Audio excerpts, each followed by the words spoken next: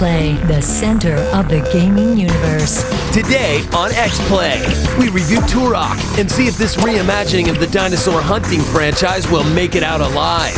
In Will Work for Games, we show you what it's like to step into the shoes of a sound designer. And we'll preview Supreme Commander for the Xbox 360 and see how well this real-time strategy game makes the transition to consoles. Hold the line. It's game time.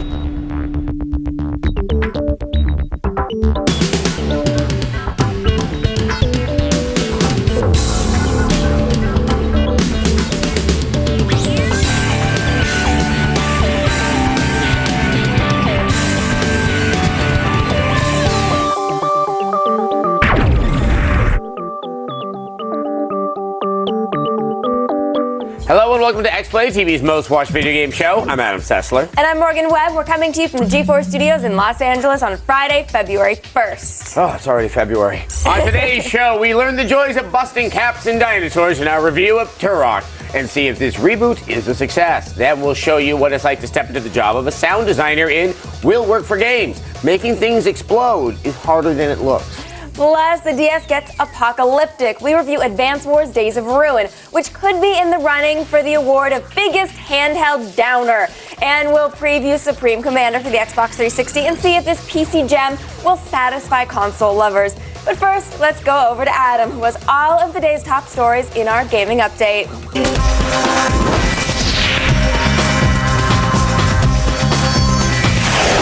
Thank you, Morgan. Well, for years, the skateboarding genre of video games was dominated by Activision's Tony Hawk franchise. But EA has just revealed that Skate is outselling Tony Hawk's Proving Ground by a ratio of nearly 2-to-1. And these are pretty impressive numbers when you consider the fact that Skate launched on 3 fewer platforms than Activision's Proving Ground. I hate to say it, Mr. Hawk, but it might be time to put down the skateboard and get back to the one you draw things on. But it wasn't all good news coming out of Electronic Arts yesterday. Among EA's announcements during their earnings call report, a widened release window was given to both Pandemic's Mercenaries 2 World in Flames and Digital Illusion's first-person shooter Battlefield Bad Company. Both games are expected to be released within EA's fiscal year 2009, giving developers a shipping window between April 1st, 2008 and March 31st, 2009. That hopefully is enough room. Last year, Will Wright's multi-platform evolutionary sim game Spore was expected to be released somewhere between March and May of 2008. While an official release date still hasn't been announced, EA feels they are confident the game will be released sometime before the holidays.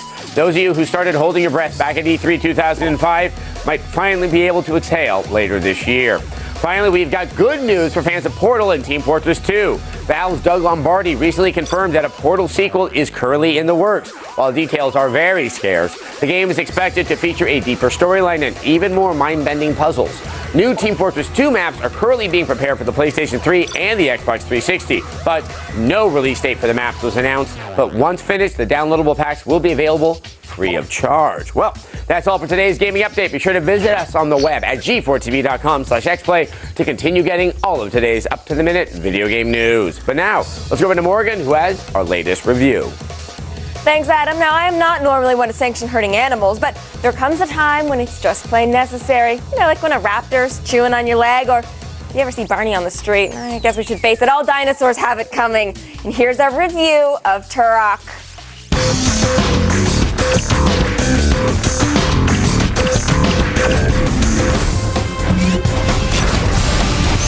Looking around, you may not believe this is the long-awaited return of the Turok franchise. In this brave new universe, Turok, once a mystical Native American warrior, is a space marine. Your name's Turok, right? I know all about it. Do the video game writers also go on strike? Anyway, you're out to kill your one-time mentor and now arch nemesis when your ship crash lands on a planet infested with dinosaurs. Oh, that was a dinosaur!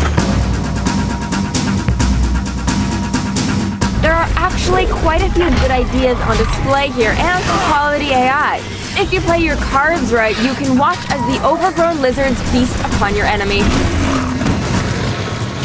These distinct behavioral routines between human, dinosaur, and other creatures keep the encounters from feeling rote and familiar. But when it's time for you to shoot, the game's major failing comes into focus.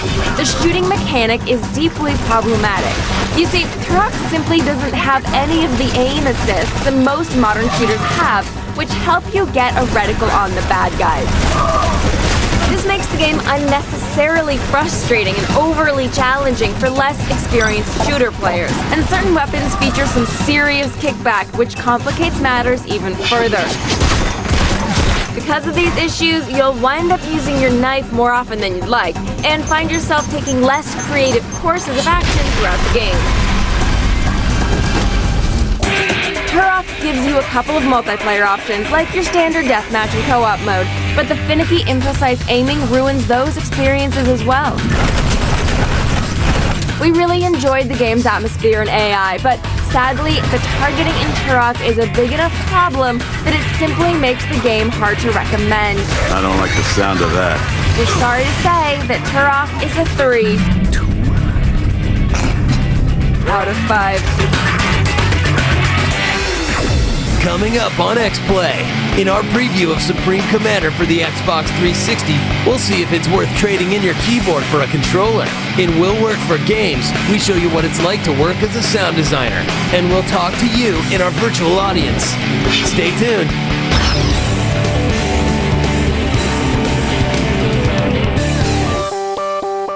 Gamers know.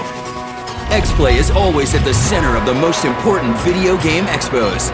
Now we're taking you to the first big gaming event of the year. X-Play presents GDC 08. Come along as Adam and Morgan uncover the very latest in gaming. This is now one of the must-have games. And profile what's to come. It's 5 days of exclusive interviews, trailers, and demos. X-Play from the GDC starts February 18th, only on G4.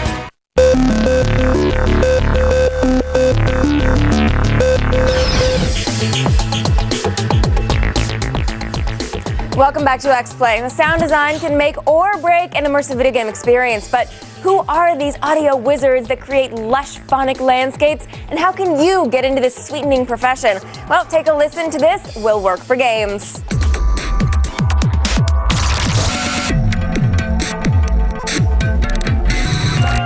By now, you should know that working in the video game industry isn't all game testing and TV show hosting. Today, we're going behind the scenes with a sound designer at Chaos Studios, where they're working on Frontline's Fuel of War. Sound design was a huge undertaking, as a beast, because of some major features that we wanted to do. Probably the biggest thing about the entire sound design undertaking that had to be done with this game was certainly the LOD system. We wanted to make sure that the sound traversed through distance, as well as really impacting you in a close environment. All right, but what does a sound designer actually do? One of the ways that I work is I'll load up a white room, and a white room is like the Matrix. It's a place where I can get the sounds that I made and apply them to the actual weapons and the technology in there, and it's a really good place to test all the sounds that I'm using. But it's not all Matrix rooms. So one of the challenges was definitely recording all this battle chatter that we had to do for single player. The goal of the battle chatter was definitely to inform the player as to the enemies' locations and what kind of enemies are out there. And if you're hoping to get your foot in the door, sound design is definitely one way to go. The best way you can get into a studio is definitely from a sound design perspective. There's a lot of need for grunt work. If you can get in, then you can work your way up. But once again, this is a job that actually involves working. Because it's really a lot of work. I mean, we're here a lot of hours and we're late. I'm sleeping here in the studio sometimes. But for Matt, the work pays off. I can't wait for the players to experience the immersion of the natural aspects when a jet is flying away from you and it transforms and you just hear it sound natural, you know? Or when a helicopter flies away. Sounds good to us.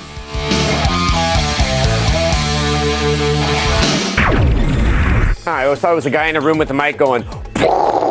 Anyway, in case you haven't heard, there's a little football game going on this weekend in Arizona, and not the one with the puppies. Seasoned warriors will come from New York and the greater New England area to engage in combat at an unforgiving 100-yard field of battle.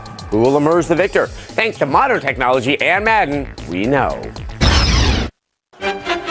Super Bowl weekend, the most important weekend in the history of America. The entire free world and those living in caves, that means you, Osama, will all be watching Super Bowl 42. Who will win? The dynamic New England Patriots, owners of the greatest illegal videotape collection since Bob Crane was alive?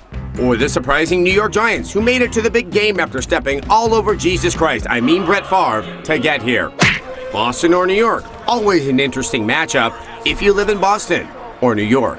To no surprise to anybody that watches football, sorry World of Warcraft fans, the Patriots will be in full control of the game. They just won't be denied. Tom Brady will march his Patriots down the field like a man who impregnated a B-level actress and left her for a supermodel. And Giants quarterback Eli Manning, well, you've had a decent playoff run, but this is the game where you finally realize you're Eli Manning. The Patriots' defense will be too tough. However, don't despair, Giant fans. Michael Strahan will get 2 sacks on pretty boy Tom Brady. Not bad for an 85-year-old man. Tom Brady, while not as dominating as we've seen, will control the second half as well with steady passing and nice dagger catches by Randy Moss. The incomparable Randy Moss goes in for the touchdown. The Giants, they're just in the way. So while it won't be a rout, it'll still be a Patriot win. 2010 New England Patriots.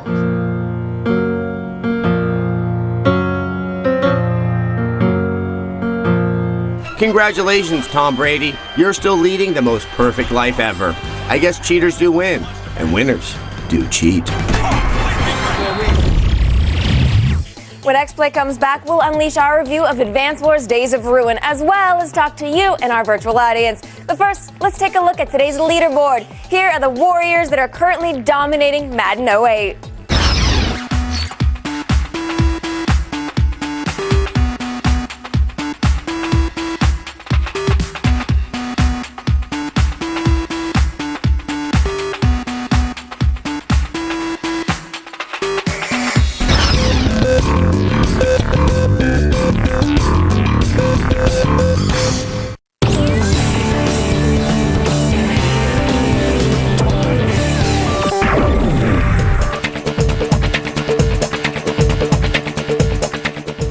Welcome back to X-Play. The turn-based warfare powder keg known as Advance Wars returns to the DS, and this time it has a darker theme and online capabilities. Aw, baby's all grown up! Check out this review of Advance Wars Days of Ruin.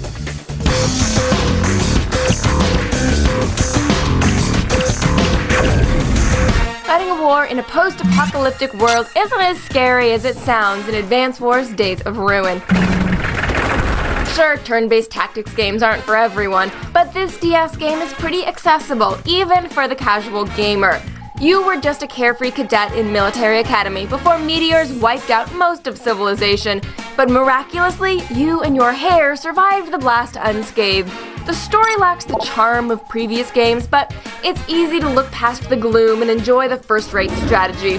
There are also a number of new features that make Days of Ruin a pleasure. There's a whole feast of new military units, terrains, and abilities, and you can also design your own scenarios and play them online. Hardcore Advance Wars fans may feel betrayed by some of the changes, but if you can forgive the new, gloomier style, it's definitely worth a play.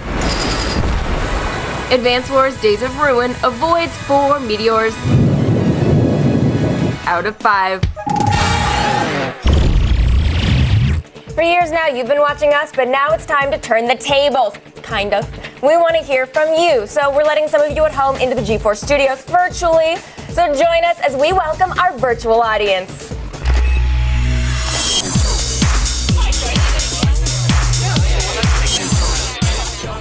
Joining us tonight is Chris from Dallas. Chris, what's on your mind? How you doing, Morgan? I'm doing good. How you doing? I'm great. In your opinion, does review scores really matter?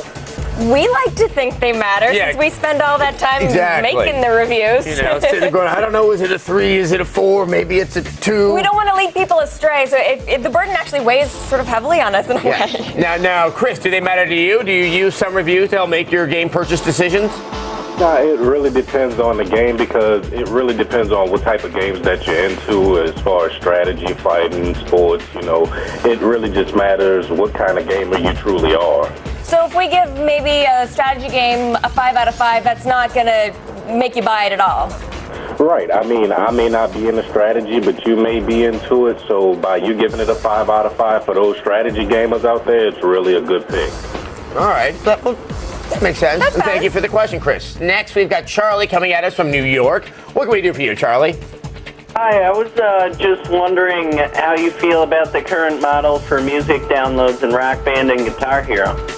I actually think it's quite effective. Obviously, the amount of money that they've made on just the downloads for Rock Band, which I think is, what, $2.1 million? Well, I just think it's great. I mean, there just can't be enough songs on the disc Exactly. to make it great, and you can always think, oh, I can always get some new songs. I mean, what kind of songs do you want to download, or you're hoping that you're going to see more of?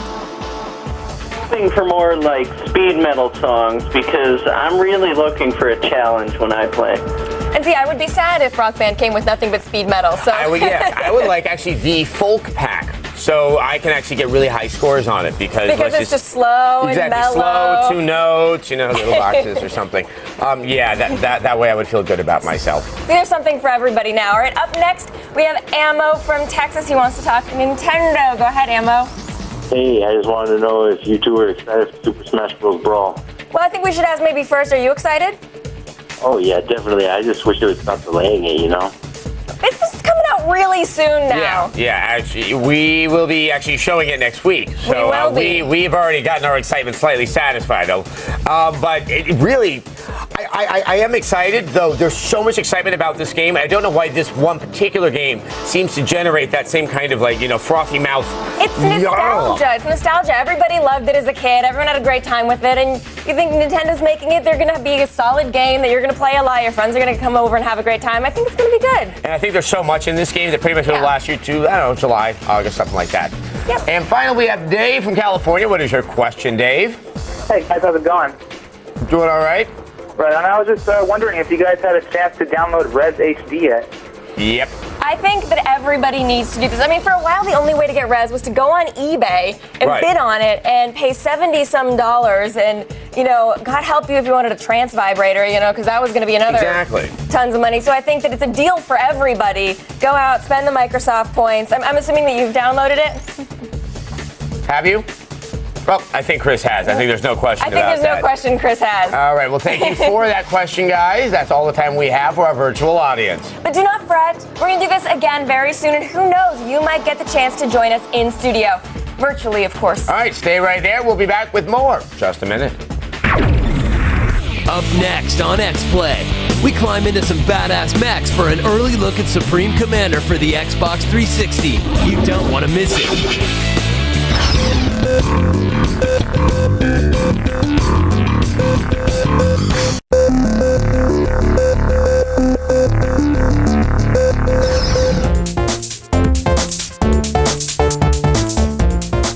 Welcome back to X-Play. In 2007, PC users were introduced to Supreme Commander. We named it Strat of the Year, and now the RTS is set to invade consoles very soon. Here's our preview of Supreme Commander for the Xbox 360. At last, the universal fury of the Infinite War is getting closer. We sat down with Chris Mayer, creative director of Hellbent Games, to see how much of Supreme Commander's depth carries over to the Xbox 360. It's a complete intact port of the PC version. We had to drop only 6 maps. That's the only difference between us and the PC version. We have the Xbox Live Play with 4 players. We also added 2 new game modes for online play that are only on the 360. One of Hellbent's main goals was to bring the size and scope of the game's unit max to the console. We actually didn't lower the unit caps down. We have the same unit caps as the PC that comes out of the box. Of course, on the PC, it's scalable. As the PCs get better, you can turn the unit caps way up.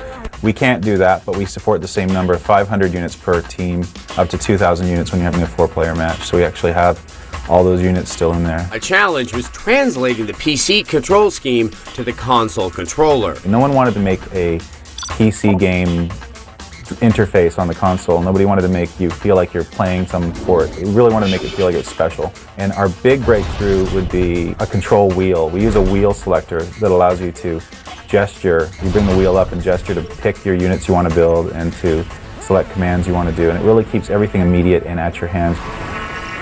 Hellbent wanted to maintain the strategic immediacy of Supreme Commander's zoom feature. Strategic zoom, I mean, that's the key feature that sets Supreme Commander apart from every other RTS. basically you position with the left analog stick, and with the right analog stick, push in where you want to see and then push out. It works very much like the PC version. With processing power rivaling that of a PC's, the RTS may have begun to find a new platform. I think we've introduced the game, and now we're advancing the game. We're purposely taking it a step forward even further. We're just excited to see more RTS, because it just means there's more people who are going to be out there looking for games like ours to play. Look for Supreme Commander for the 360 sometime in early spring. It's Friday and we're ready to empty our heads of a week's worth of information, so we should probably do an X-Play replay.